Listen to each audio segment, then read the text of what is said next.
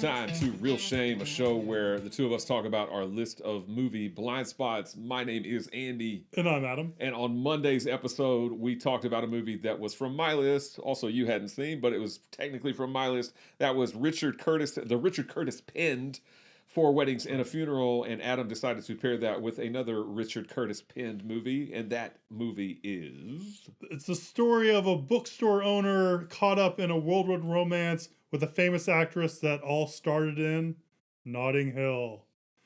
I don't think you'll believe who was just in here. Who? Was it someone famous? No. Yeah? No. It'd be exciting, though, wouldn't it, if someone famous came into the shop? Hmm? Do you know, this is pretty amazing, actually. But I once saw Ringo Starr. Where was that? Kensington High Street. At least I think it was Ringo. It might have been that man from Fiddler on the Roof. You know, Toppy. Topol. Yes, that's right. Topol. Mm-hmm.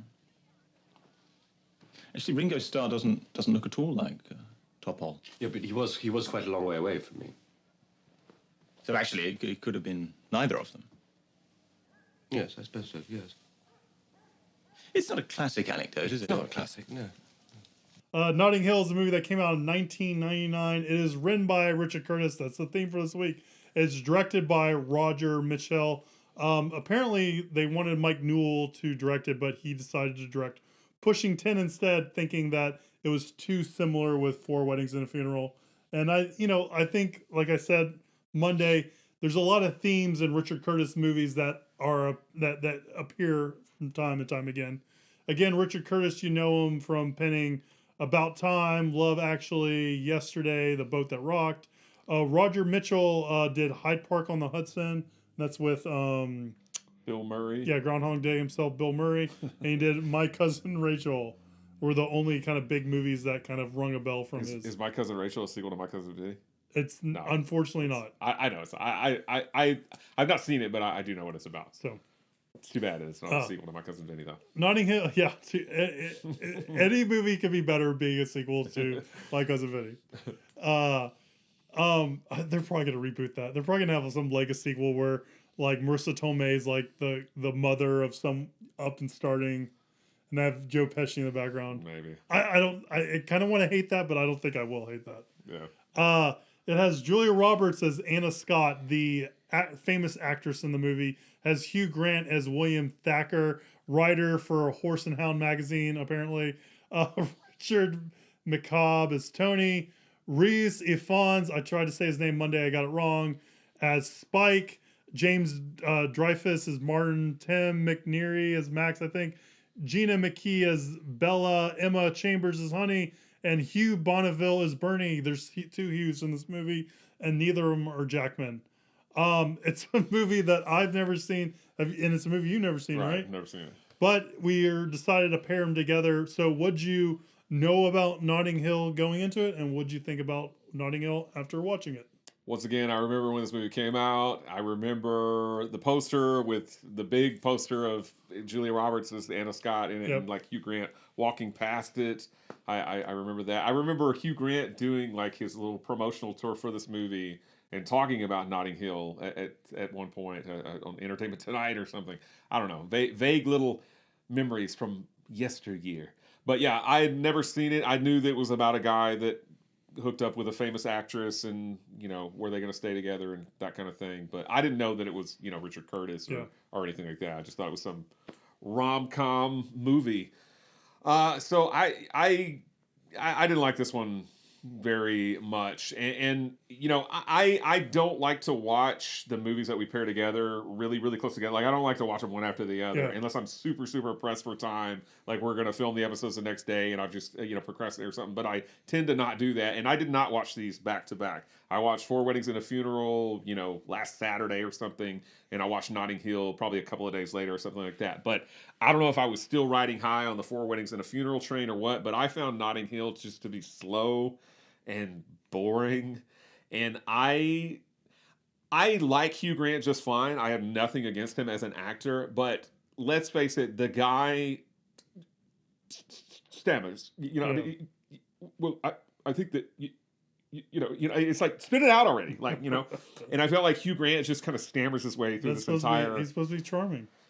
It's not though. It's like, come on, dude. But no, I mean, I was just like, spit it out already. I didn't really find their relationship that believable. And again, not to say that movie stars don't wind up marrying people that aren't famous, but I didn't really buy into their relationship. And you kind of got to buy into their relationship in order to make the movie work. And so, yeah, I mean, even if I, did buy into it, I still found the movie just kind of boring and slow, and I just didn't really like it overall. I mean, I again, I didn't hate it. I didn't think it was a terrible film, but I will easily, I could easily see myself watching Four Weddings and a Funeral sometime in the near future. I will never watch Notting Hill again. I just found it to be a chore to sit through. All right. What about you? Well, Andy, let me tell you something. You are absolutely right. Yes. Yeah, I thought this movie, I think this is probably my least favorite Richard Curtis movie. Yeah. You might like this one more than Yesterday. You might not. No, I think I like Yesterday more than this. I do think I think everything you said is valid. I don't have the same issues you have with Hugh Grant, but honestly, I just don't really see the appeal of Julia Roberts in this movie. Like, she doesn't have that quality of like I gotta be with this girl. Like, I don't get that when I watch the movie, right? Yeah. And so I don't feel the same way Hugh Grant feels and all that kind of stuff. And I guess, and I don't really see what's in it for her, like dating him and what she sees in him. Because he's kind of bumbling, he's stammering. Yeah. Maybe she finds that cute. Maybe that's so different from Alec Baldwin's character that she likes that, and that's what she's going for. But I just don't see it. And I like and it feels like more of a romantic comedy than Four Weddings and a Funeral felt like a romantic comedy, right? This feels like it's really playing into those rom-com tropes. And I think the things it does for the rom-com tropes work well, like him, professing his love to her in front of everyone. Like, it's definitely a trope of this kind of movie. Mm-hmm. And I think the movie does it well, and it's not a lot to kind of save me from the movie and all that kind of stuff. Because ultimately, like I said, I just don't see the reason why the two of them are together. I really don't see his fascination with her, like what he finds so interesting about her. And I don't really see what she finds in him. And I think a lot of the stuff we get with them is more situational. Like, it's more about them reacting to things happening and stuff like that. And we don't really get them too much spending time together and seeing what they see in each other, right? Right. No, I could not agree more. Yeah. And I feel like that's what's to his detriment. I think the really cool thing about this movie is that Julia Roberts, for all these fictional roles she gets to play, she probably got to dress up and do things that she didn't get to do in her acting career. Like, she got to be in a spacesuit and like double helix or whatever the name of the movie was, and then she got to be in like a period drama. And I'm sure I think as an actor that would be really fun to be able to do that. So I like that. But yeah, I think this is really well beloved, and I don't see it. Yeah, and maybe we're just not the target audience for it or something, but I couldn't agree more with what you said about their relationship. I especially couldn't agree more with what you said about, I don't see what she sees in him. Yeah. Like, I could see, because obviously she's a movie star, right? And so I could see him kind of being like, oh my God, I've got this movie star, she's in my house, and then she kisses him. I mean, of course, I would probably be overjoyed as well. But he really pines after her so much after she, and I feel like it certain times in the movie, she's kind of callous, and she says, like, at that one part where she's talking to the guy and he can hear them over the headphones, she's like, oh, it's just some guy from my past or whatever. And so he's like, oh, what the hell, he leaves, and she's like, oh, I just told him that because he has a big mouth. And but I'm like, no, I think you meant it. She just seemed like that kind of person. She like, is kind of like defensive and sharp at some points. Yeah. Stuff like that, because when she thinks that he sold her out to the paparazzi, she was very mean. Yeah. And I would have, at that point, I would have been like, okay, cool, it's over, bye. Yeah, I especially don't get her attraction to him, and I don't get why after their first kind of initial meeting, or maybe their first two initial meetings, why he continues to still be like, oh yeah, I just be like, look, I got lucky in, I had a once in a lifetime encounter with this mega famous movie star, and I'm probably never going to see him again, and I'm just going to go on with my life. Yeah. But he's like, oh no, whatever. Yeah. So, and I 100% agree. And I was going to say the other thing too is I think like with Four Weddings and a Funeral, his friends are really interesting and is a good kind of supporting cast and stuff like that. I do find Reese Ifans, how you say his name? Yeah, I mean he's kind of the Rowan Atkinson kind of role over the top. But yeah, he's a little too over the top for me. Yeah, he's a little too much for me in this movie. But I feel like people that I know that have seen this movie really love his character. Yeah, I'm just like, I thought his character was just the right amount of spice. A little much for this bland soup. So I liked it. Yeah. No, bland is right. I thought it was bland. So I was reading on the IMDb that blue door that was Hugh Grant's house was actually owned by the screenwriter. Richard Curtis actually lived on Notting Hill and lived at that residence. I've heard that door is long since gone. It got auctioned off and it's now somewhere, some other country and all that kind of stuff. But so that was a real residence and all that kind of stuff. And then during that birthday dinner scene where Anna Scott got asked by Hugh Bonneville how much money she makes, I thought that was a pretty funny scene where he's like, doesn't know who she is. Yeah, he's like, acting's a pretty tough profession, you know. You gotta. And he's like, so how much did you get paid the last movie? And she's like, $15 million. Well, that's how much she got paid for this movie. That's awesome. Good for her. Yeah. Good on you.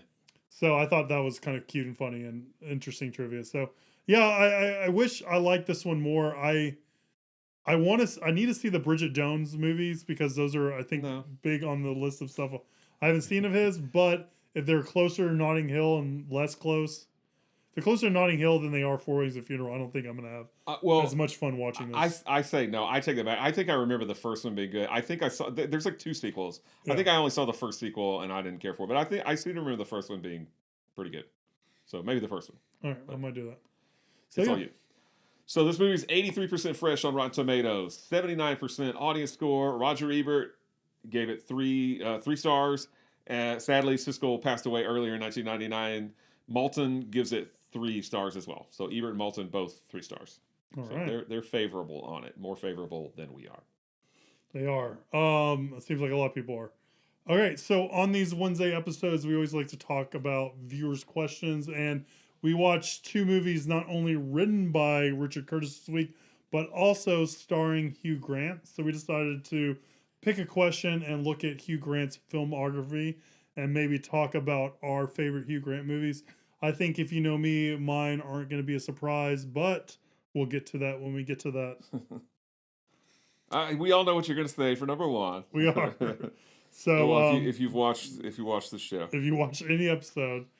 So do you have any ones you want to call out before you get to yours? Yeah, I do want to give a shout. Well, first of all, as we were kind of looking through before we started filming, we both are like, wait, he's in this movie? Like I think we both like The Man from U.N.C.L.E., right? Yeah. I don't remember him even being in that, but he's in that. So he's in Paddington 2, and I think well, I've never seen that. And I've heard the Paddington movies are great. I have not watched those. I liked Cloud Atlas, the Wachowskis' Cloud Atlas. I've never seen it. I liked it.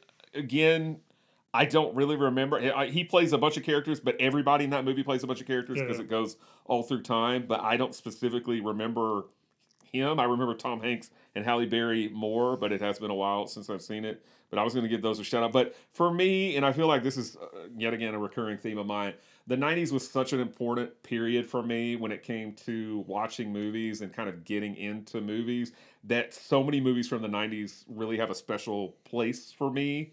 So I was just going to throw out, like, my runners up would be, I think, 2 movies that neither one of them have a Blu-ray release, but I remember both of them being good. One is Restoration, and the other one is a very long title, The Englishman Who Went Up a Hill But Came Down a Mountain. I remember both of those being fun Hugh Grant movies. Again, I don't think either one of them has a Blu-ray release, but my favorite Hugh Grant movie, and this does have a Blu-ray release, albeit it's only Australia, I believe. It's an Australian Blu-ray release. I don't think there's a North American Blu-ray release, but I do have the Australian. I imported it from Down Under. It is a movie called Sirens. It has Hugh Grant, and it has Sam Neill, Good old Sam Neill. Yeah. And it has, I remember Elle Macpherson and some other, so sirens as in the female sirens. Yep. Elle Macpherson, and I don't remember who the other women are, and this poster doesn't say it, but it doesn't matter. Elle Macpherson, Hugh Grant, and Sam Neill. It's a really, really cool movie. I actually was going to throw it on your list at some point for us to do, maybe somewhere down the road, because I like it. And I was digging through some Blu-rays that I had that I was kind of reorganizing, and I came across my Australian import recently. So I set it aside so that we could watch it later on down the road. But that's going to be my pick for my favorite Hugh Grant movie. Well, I look forward to watching Sirens. Yeah. All right. For me, it's pretty easy. My favorite Hugh Grant movie is Love Actually. Watch it every year. I think him being the prime minister in the movie's pretty good. Again, he has his own quirks in his acting that you may or may not like. The stammering and stuff like he that. didn't bother me in that movie, and I like his relationship with the girl in that movie. Yeah, I do too. And I like how like kind of silly he is a little bit and that kind of stuff. It's good. It takes a lot of the air out of the hot air out of that kind of role, I think. I think runner up Hugh Grant movie is probably Four Weddings and a Funeral. Good movie. Which we did on Monday. Yeah. I was really surprised at how much I like it. But, no big surprise, but I really like Love Actually a lot. Well, and yet another good reason that we do this show, because it introduces you to new favorites. That's so right. now, Four Weddings and a Funeral is on that list. Yeah, I'm probably gonna have to watch it again here in the next couple months. It's good. All right, guys. Well, that was everything. Let us know what your favorite Hugh Grant movie is. Leave a comment down below if you're watching us YouTube, or shoot us an email, realshame@gmail.com. I haven't said that in a while. We need your viewer questions, realshame@gmail.com. Please like, subscribe, share, do all that social media stuff with the show. We appreciate it, and stay tuned next week as we watch some movies from my list of shame, and we'll see you soon, guys. Bye.